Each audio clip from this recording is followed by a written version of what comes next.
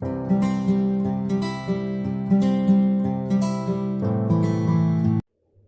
Friends, स्वागत है आपका मेरे YouTube चैनल दीप क्लासेस में, जिसमें हमारा आज का टॉपिक है चंद्रगुप्त नाटक के पात्र चाणक्य का चरित्र चित्रण। हमारा आज का टॉपिक स्टार्ट करने से पहले अगर आप हमारे चैनल पर नए हैं या आपने अभी तक हमारे चैनल को सब्सक्राइब नहीं किया है तो इसे सब्सक्राइब कर लें, जिससे हमारे आने वाले वीडियो के सभी नोटिफिकेशंस आप तक पहुंच सके। चलिए अब हम अपना टॉपिक स्टार्ट करते हैं। चाणक्य श्रेष्ठ गुणों का भंडार है। वह स्वाभिमानी, कर्मठ योग्य गुरु, दृढ़ संकल्पी और निष्प्रही ब्राह्मण है। यदि बात की जाए इसके चरित्र की विशेषताओं की तो यह इस प्रकार है। पहला, ब्राह्मण धर्म का समर्थक। चाणक्य ब्राह्मण होने के कारण ब्राह्मण धर्म का प्रबल समर्थक है।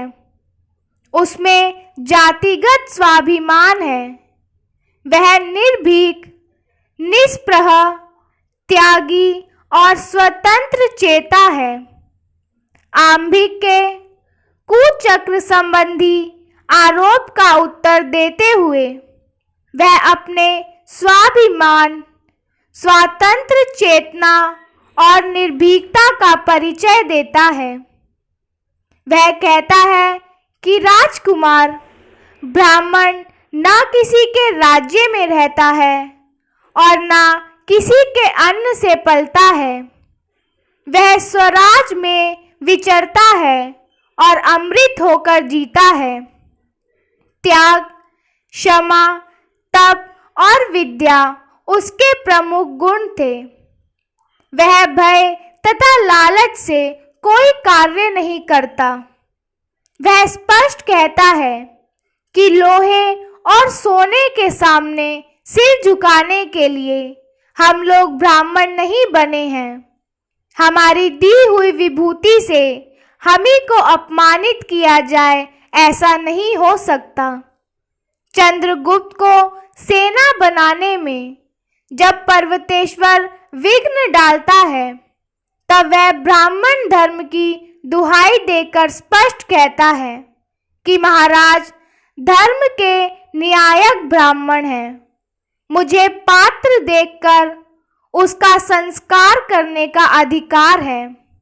ब्राह्मणत्व एक सार्वभौम शाश्वत बुद्धि वैभव है। इस प्रकार नाटक में चाणक्य ने सर्वत्र ही ब्राह्मण धर्म की महत्ता प्रदर्शित की है। दूसरा है दृढ़ प्रतिज्ञ। चाणक्य दृढ़ प्रतिज्ञ और कर्मठ व्यक्ति है। नंदकुल के विनाश के लिए वह प्रथम प्रतिज्ञा करता है कि यह शिखा नंदकुल की काल सर्पणी है।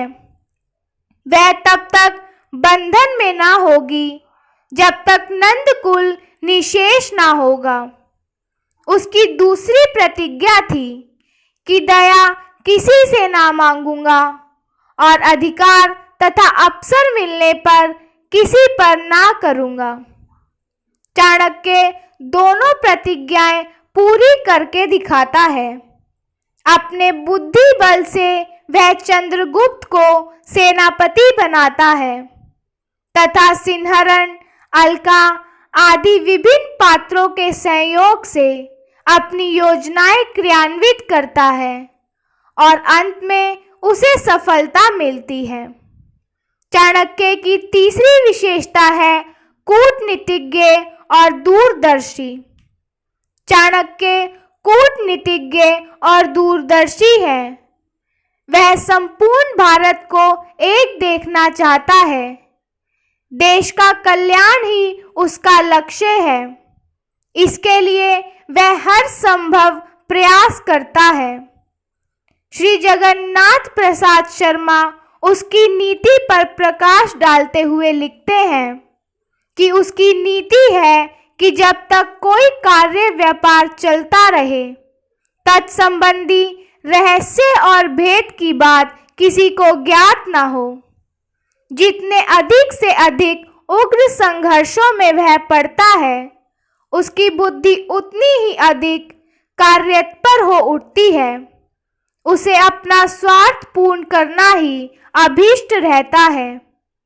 किन उपायों और उपादानों से पूर्ण करना होगा, इसकी कुछ चिंता वह नहीं करता। चाणक्य की चौथी विशेषता है उदार और कोमल। चाणक्य उदार और कोमल भी है। राक्षस सिकंदर, सुल्यूकस और आम्बिक के प्रति उसकी उदारता दर्शनीय है। सुहासिनी के प्रति उसका प्रेम प्रदर्शित करके नाटककार ने उसकी कोमल वृत्तियों का परिचय दिया है। नाटक के प्रारंभ में ही जब वह अपनी झोपड़ी व पिता का पता लगाने गया था, तब ही उसे ज्ञात हुआ था कि शक्तार को बंदी बना लिया गया और उसकी बेटी सुहासिनी अभिनेत्री बन गई। इस सब को सुनकर उसे बहुत दुख हुआ। तृतीय अंक के छठे दृश्य में हमें चाणक्य की कोमल वृत्तियों का परिचय मिलता है। कुसुमपुर को देखकर वह सोचता है कि वह सामने कुसुमपुर है, जहाँ मेरे जीवन का प्रभात हुआ था। मेरे उस सरल हृदय में उत्कृष्ट इच्छा थी, कोई भी सुंदर मन मेरा साथी हो। प्रत्येक नवीन परिचय में उत्सुकता थी और उसके लिए मन में सर्वस्व लुटा देने की संधत्ता थी। अंत में सुहासिनी द्वारा विवाह का प्रस्ताव रखने पर वह कहता है कि सुहासिनी, तुम्हारा प्रणय स्त्री और पुरुष के रूप में केवल राक्षस से अंकुरित हुआ और शैशव का वह सब केवल हृदय की संदिग्धता थी। तुम राक्षस से प्रेम करके सुखी हो सकती हो और मैं अभ्यास करके तुमसे उदासीन हो सकता हूँ। चाणक्य के चरित्र की पांचवी विशेषता है कर्मयोगी। चाणक्य आजीवन कर्म में रत रहने वाला सच्चा कर्मयोगी है। वह चंद्रगुप्त व सिंहरण आदि सभी पात्रों को अपने संकेतों पर नचाता है। उसका कहना है कि ब्राह्मण राज्य करना नहीं जानता और करना भी नहीं चाहता। हाँ, राजाओं का नियमन करना जानता है, राजा बनना चाहता है। कर्म में नीरत वह सदा क्रूर और निष्ठुर बना रहता है, क्योंकि उसका विचार है महत्वाकांक्षा का मोती निष्ठुर की सीपी में पलता है। वह निष्ठुर वर्तमान के लिए, उसका सारा प्रयास भविष्य की सुख शांति के लिए ही होता है। उसके लिए अपना सर्वस्व त्याग देता है, यहाँ तक कि अपने हृदय की मधुर स्मृति सुहासिनी तक को छोड़ देता है। छठा है विचारक एवं दार्शनिक। चाणक्य एक महान विचारक भी है। वह प्रत्येक कार्य पर पहले भली भांति विचार करता है, फिर क्रियान्वित। अपने विचारों के बल पर ही वह सब पात्रों को उचित निर्देश देता है। पर्वतेश्वर जब छुरा निकालकर आत्महत्या करना चाहता है, तब चाणक्य ही उसका मार्गदर्शन करता है। वह पर्वतेश्वर को आत्महत्या से रोकते हुए यवनों से प्रतिशोध लेने के लिए तैयार करता हुआ कहता है कि मनुष्य अपनी दुर्बलता से भली भांति परिचित रहता है, परंतु उसे अपने बल से भी अवगत होना चाहिए।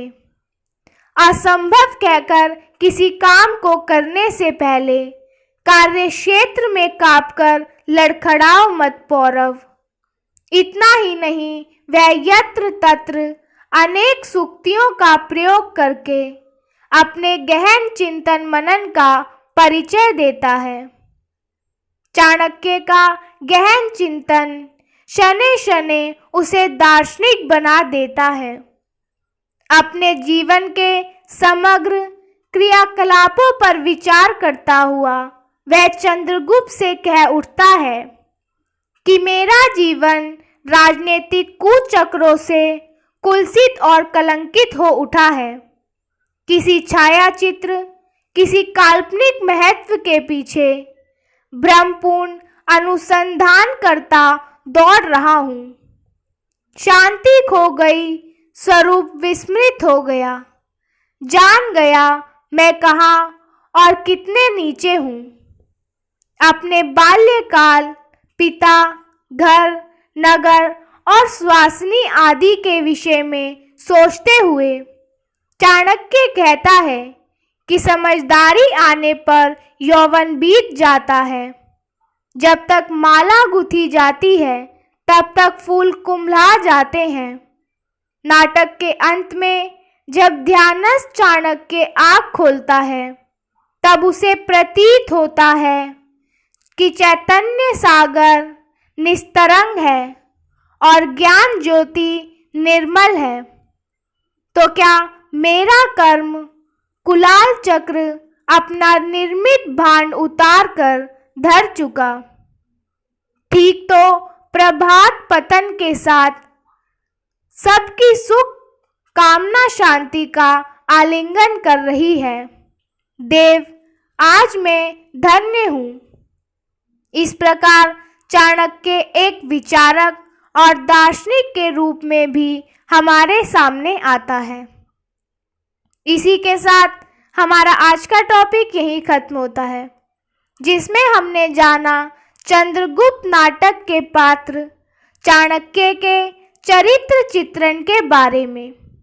अगर हमारा आज का वीडियो आपको पसंद आया हो तो वीडियो को लाइक एंड शेयर करें और हमारे आने वाले सभी वीडियो के नोटिफिकेशंस के लिए हमारे चैनल को सब्सक्राइब करें। Thank you for watching.